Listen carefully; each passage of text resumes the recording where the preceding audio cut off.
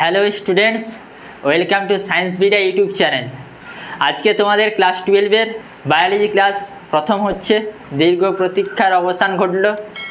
আজ তোমাদের ক্লাস 12-এর সমস্ত সিলেবাস সম্বন্ধে আলোচনা করা হবে এবং প্রত্যেক চ্যাপ্টার থেকে এইচএসের কত নাম্বার কোশ্চেন আছে এবং নিট পরীক্ষায় কত মার্কস আসে প্রত্যেক চ্যাপ্টার থেকে সেই সম্বন্ধে আলোচনা করা হবে। হ্যাঁ, ভিডিওটা খুবই গুরুত্বপূর্ণ হতে যাচ্ছে। স্কিপ না করে পুরো ভিডিওটা দেখো, অবশ্যই খুবই ভালো লাগবে। হ্যাঁ, চলো চ্যাপ্টার সম্বন্ধে আলোচনা করা হচ্ছে। চলো দেখো, ক্লাস 12-এর প্রথম ইউনিটে কি আছে? প্রথম ইউনিটে আছে তোমার রিপ্রোডাকশন ইন অর্গানিজম। প্রথম ইউনিটটা কি? রিপ্রোডাকশন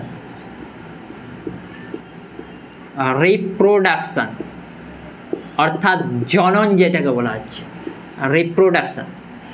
এখান থেকে আচ্ছা, এই ইউনিটের, এটা ইউনিট নাম্বার 1।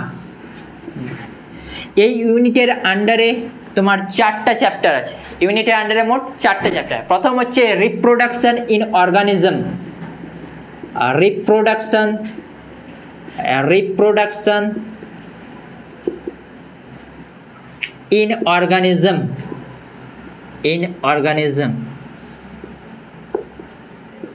অর্গানিজম। এরপরে কি আছে? এরপরে আছে sexual reproduction in flowering plants. Sexual বাংলাটাও অবশ্যই বলবো, একটু ওয়েট করে যাও। সেক্সুয়াল রিপ্রোডাকশন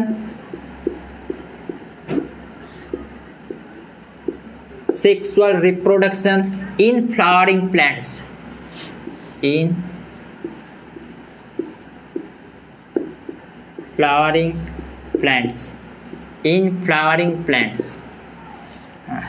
তারপরে কি আছে?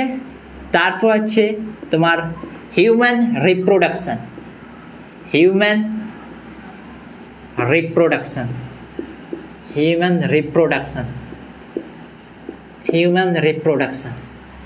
তারপরে আর কি আছে তোমার? Reproductive health.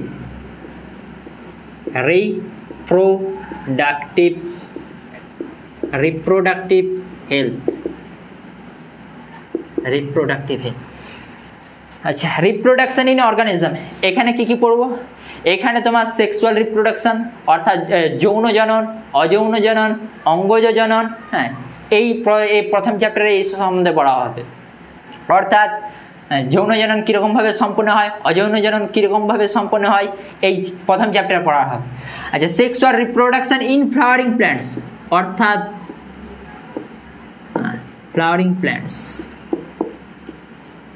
অর্থাৎ সপুষ্পক উদ্ভিদ, অর্থাৎ ফুলের মধ্যে কীরকমভাবে যৌন জননটা সম্পন্ন হচ্ছে সেইটাই চ্যাপ্টারে পড়া হবে। অর্থাৎ নিষেক কীরকমভাবে সম্পন্ন হয়, পরাগযোগ সম্বন্ধে এটা পড়া হবে, এই চ্যাপ্টার পড়া হবে। তারপর কি আছে? হিউম্যান রিপ্রোডাকশন অর্থাৎ মানুষের জনন, এই চ্যাপ্টার পড়া হবে, হিউম্যান রিপ্রোডাকশন। তারপর কি আছে? রিপ্রোডাক্টিভ হেলথ অর্থাৎ জননগত স্বাস্থ্য। হ্যাঁ, এই প্রথম ইউনিটের রিপ্রোডাকশন আন্ডারে মোট 4টা চ্যাপ্টার আছে। আচ্ছা, এইখান থেকে আমাদের এইচএসে কত মার্কস থাকে? এইচএসে মোট মার্কস থাকে 14 মার্কস, অর্থাৎ 14 মার্কস থাকে। আর নিটে এখান থেকে প্রায় এই ইউনিট থেকে 10 থেকে 12টা কোশ্চেন প্রায় আসে। 10 থেকে 12টা কোশ্চেন এই ইউনিট থেকে 10 থেকে 12টা কোশ্চেন আসে নিটের মধ্যে। বুঝা গেল?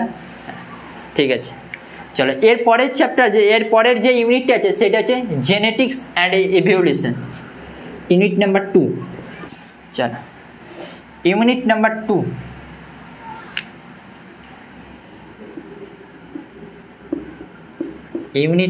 2। আচ্ছা, এখানে কি আছে? প্রথম চ্যাপ্টার কি আছে? Heredity and variation. Heredity and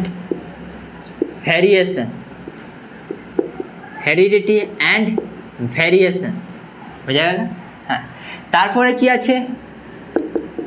molecular basis of inheritance, molecular basis, molecular basis of inheritance, inheritance, molecular basis of inheritance. তারপরে কি আছে তোমার? আচ্ছা, তারপরে আছে তোমার ইভলিউশন, ইভলিউশন, ইভলিউশন, বাংলা মানেটা অবশ্যই বলছি, একটু ওয়েট করে। তারপরে আছে তোমার mechanism of evolution, mechanism, mechanism of evolution. আচ্ছা, এই ইউনিটটার নামটা হচ্ছে তোমার genetics and evolution, genetics and evolution, evolution.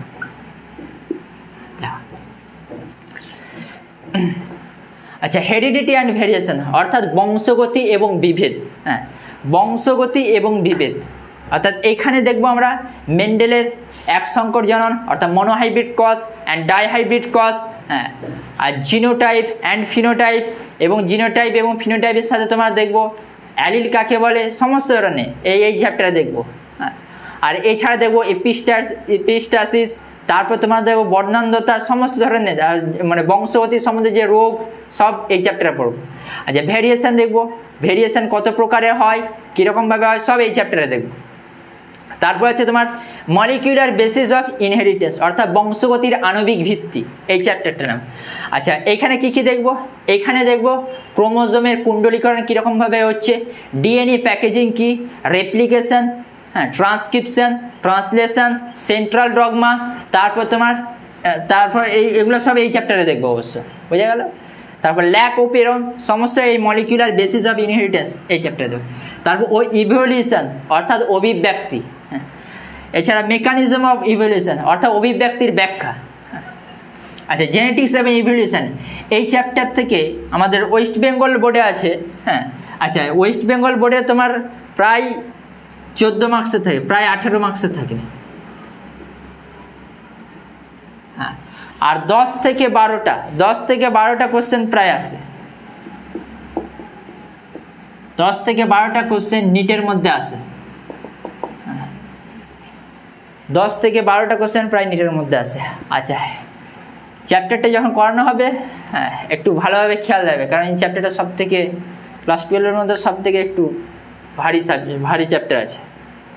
ঠিক আছে, চলো এরপরে দেখবো ইউনিট নাম্বার 3 দেখব। ইউনিট নাম্বার 3,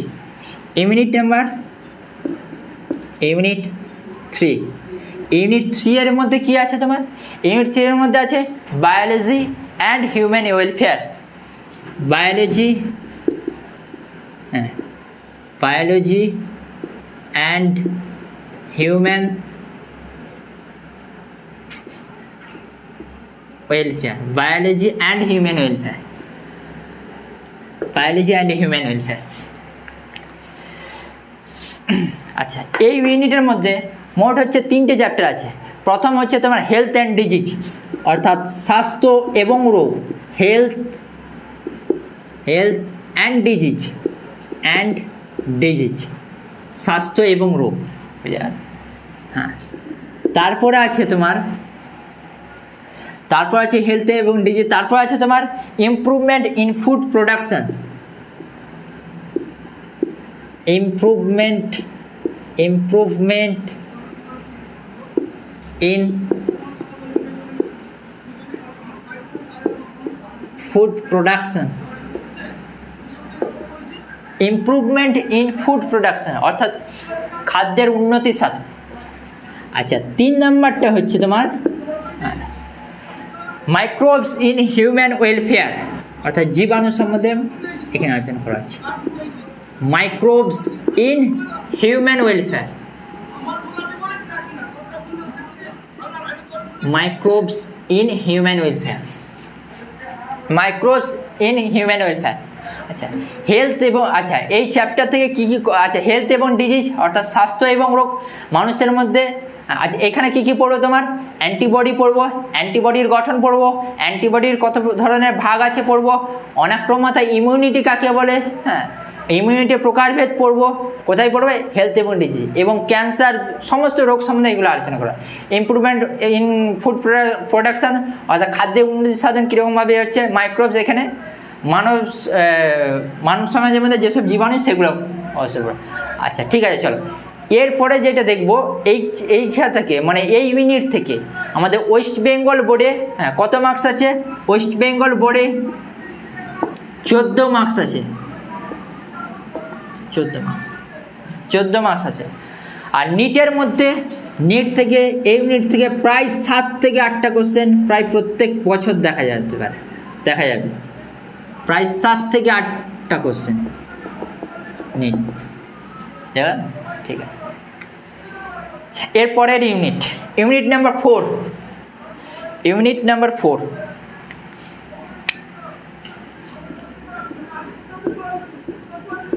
আচ্ছা ইউনিট 4-এ কী আছে তোমার, biotechnology and it's application, biotechnology and it's application, biotechnology and it's application, biotechnology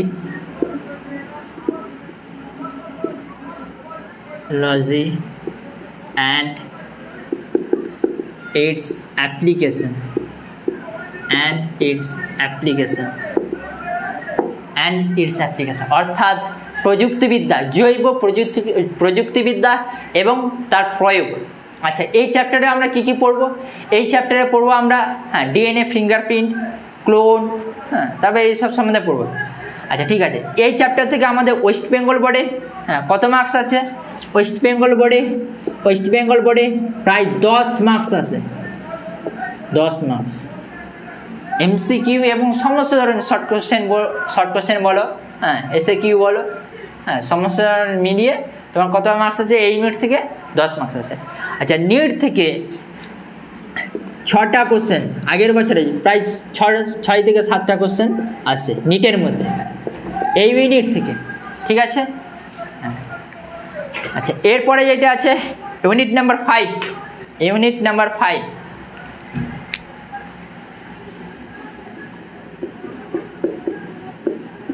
আচ্ছা ইউনিট নাম্বার 5-এ কি আছে, ইকোলজি অ্যান্ড এনভায়রনমেন্ট, ইকোলজি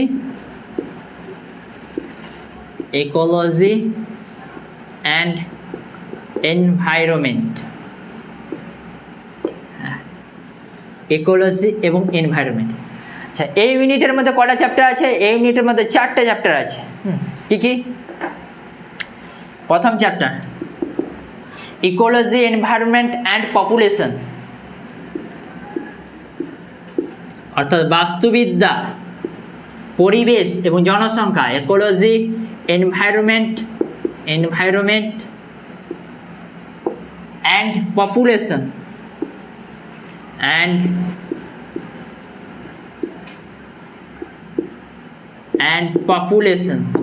ঠিক আছে। 2 নম্বর কি, 2 নম্বর হচ্ছে তোমার ইকোসিস্টেম, অর্থাৎ বাস্তুতন্ত্র বাংলাতে যাকে বলে ইকোসিস্টেম। 3 নম্বর কি, 3 নম্বর হচ্ছে বায়োডাইভার্সিটি অ্যান্ড ইটস কনজারভেশন, অর্থাৎ জৈব বৈচিত্র্য এবং তার সংরক্ষণ, বায়োডাইভার্সিটি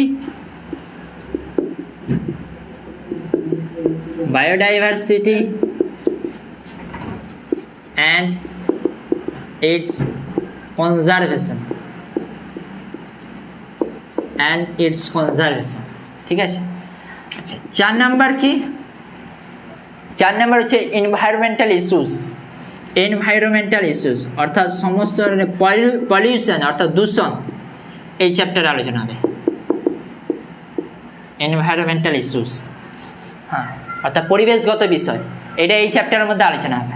আচ্ছা দেখব, আচ্ছা এরপরে দেখবো এই ইউনিট থেকে আমাদের ওয়েস্ট বেঙ্গল বোর্ডে কত মার্কস আছে, এই ইউনিট থেকে ওয়েস্ট বেঙ্গল বোর্ডে প্রায় 14 মার্কস আছে, প্রায় 14 মার্কস। আর নিট থেকে প্রায় এই ইউনিট থেকে প্রায় 6টা থেকে 8টা কোশ্চেন প্রায় প্রত্যেক বছর আসে, 6টা থেকে 8টা কোশ্চেন প্রায়।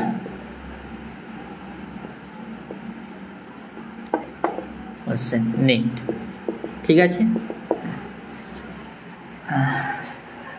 প্রত্যেকটা চ্যাপ্টার সমানভাবে গুরুত্ব। হ্যাঁ, এখানের মধ্যে হ্যাঁ দেখো সব থেকে আচ্ছা, এই যে যতটা আমার ইংলিশ লেখা হচ্ছে, হ্যাঁ আসলে আগের অনেক ভিডিওতে যে কমেন্ট করা হয়েছিল যে ইংলিশ বেশি হয়ে যাচ্ছে, আসলে যত আগে বাড়বে, হ্যাঁ যত আগে বাড়বে সমস্ত কিছুতে ইংলিশে হবে। একটু এবারটি থেকে ইংলিশে একটু অ্যাডাপ্টেশন হওয়ার করো। আর সাথে সাথে বাংলাও বলে দেওয়া হবে। হ্যাঁ, ইংলিশে বোর্ড ওয়ার্ক হবে, হ্যাঁ আর বাংলাটাও অবশ্যই সাথে সাথে বলে দেওয়া হবে। হ্যাঁ, এইরকম হিসেবে মানিয়ে নেওয়ার চেষ্টা করো অবশ্যই, এতে খুবই ভালো হবে। যারা এই ক্লাস যে হবে নিট এবং ওয়েস্ট বেঙ্গল সিলেবাসকে মডারেট লেভেল নিয়ে চলা হবে এই ক্লাস, ঠিক আছে। প্রত্যেকটা চ্যাপ্টার সম্বন্ধে ডিটেলসে আলোচনা হবে। হ্যাঁ, ডিটেলসে আলোচনা হবে। আজকে শুধুমাত্র এই সিলেবাস আলোচনা করা হলো। এরপরের থেকে যত ভিডিও আপলোড হবে, হ্যাঁ সমস্ত চ্যাপ্টার খুবই ভালোভাবে করানো হবে। নিট এবং ওয়েস্ট বেঙ্গল বোর্ড এই সিলেবাসকে মাথায় রেখে, হ্যাঁ সমস্ত বিষয়কে ভালোভাবে করানো হবে। এমনকি আর প্রত্যেকটা চ্যাপ্টার, যেমন এখান থেকে জেনেটিক্স আছে, সবথেকে গুরুত্বপূর্ণ চ্যাপ্টার, বিশাল মানে এই চ্যাপ্টার থেকে সবথেকে যেটা বলছি যে হার্ডি চ্যাপ্টার, হ্যাঁ সবাই এক চান্সে যেটা বুঝতে পারেন, এইরকম চ্যাপ্টারগুলোকে ভালোভাবে সমস্ত কিছু ভালোভাবে করানো হবে, ঠিক আছে। হ্যাঁ, আজকে তাহলে এতটাই। হ্যাঁ, পরের দিন আবার দেখা হবে। ভিডিওটা ভালো লাগলে হ্যাঁ লাইক করো আর শেয়ার করো বন্ধুদের মধ্যে।